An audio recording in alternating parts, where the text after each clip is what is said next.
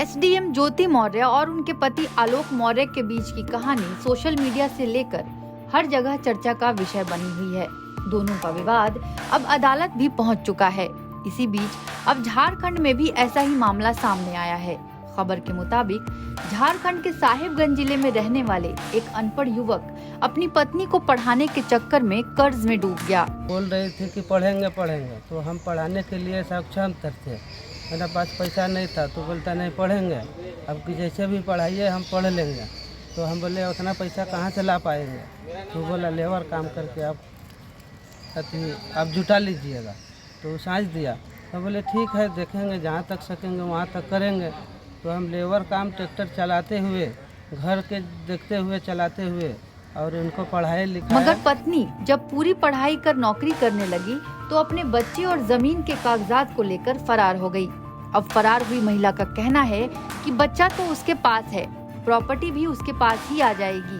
इसे लेकर जिले के बोरियो थाना क्षेत्र अंतर्गत बांझी गांव के रहने वाले कन्हाई पंडित ने शिकायत दर्ज कराई है।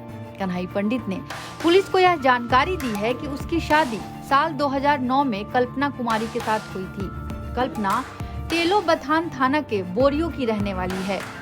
शादी के बाद दोनों पति पत्नी एक दूसरे को काफी प्यार करते थे और अच्छे से रहते थे। दोनों एक दूसरे का काफी ख्याल भी रखते थे। एक बच्चा भी हुआ जो अब 10 साल का है। इसी बीच 14 अप्रैल को उनकी पत्नी कल्पना कुमारी बच्चे को लेकर मायके चली गई। शाम में जब पत्नी नहीं लौटी तो मोबाइल पर कॉल किया, लेकिन मोबाइल स्विच ऑफ मिलने पर उसके भाई को फोन किया तो जानकारी मिली कि कल्पना 2:30 बजे ही वापस लौट गई है। लेकिन जब वह वापस नहीं लौटी तो उसने बोरियो थाने में पत्नी और बच्चे के लापता होने की शिकायत दर्ज कराई। पुलिस की ओर से कार्रवाई नहीं होने पर उसने साहिबगंज न्यायालय का दरवाजा खटखटाया। 6 जून को कन्हाई पंडित को एसडीपीओ कार्यालय में बुलाया गया। उसने पुलिस को पूरी घटना की जानकारी दी। उसके बाद टाटा जमशेदपुर से वैकेंसी निकला, वहाँ पर बोलती है पढ़ेंगे एनएम का पढ़ाई। हम बोले उतना 2 लाख 3 लाख कहाँ से ला पाएंगे, गरीब आदमी हम। तो बोलता है नहीं पढ़ेंगे, तो उनको किसी तरह हम पढ़ाए। बाद में पत्रकारों से बातचीत में कन्हाई ने बताया कि वो अनपढ़ है, लेकिन उसकी इतनी ही गलती थी कि उसने अपनी पत्नी को पढ़ाया। पत्नी को एएनएम की डिग्री जमशेदपुर के एक प्राइवेट कॉलेज में दिलवाया। पत्नी को एएनएम की पढ़ाई कराने के कारण उस पर काफी कर्ज हो गया था, जिसके बाद वो कमाने के लिए गुजरात चला गया। मगर होली में जब वह अपने घर वापस लौटा तो पत्नी का व्यवहार काफी बदल चुका था। होली में जब आए हम तो उनका बाद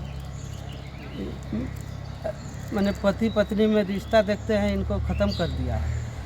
तो उनके बाद खाना भी नहीं देने लगी हमको।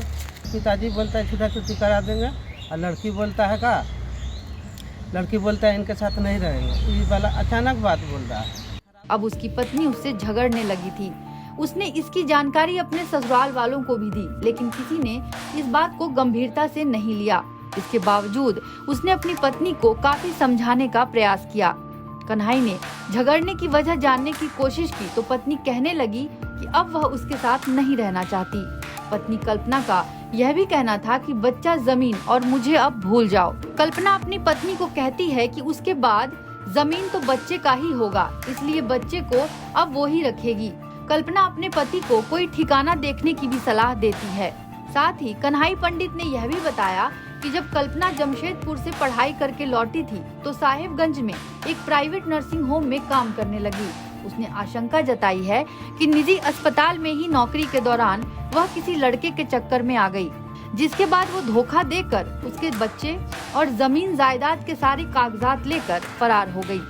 पुलिस अब इस मामले को लेकर छानबीन में जुट गई है। एनबीटी ऑनलाइन की रिपोर्ट।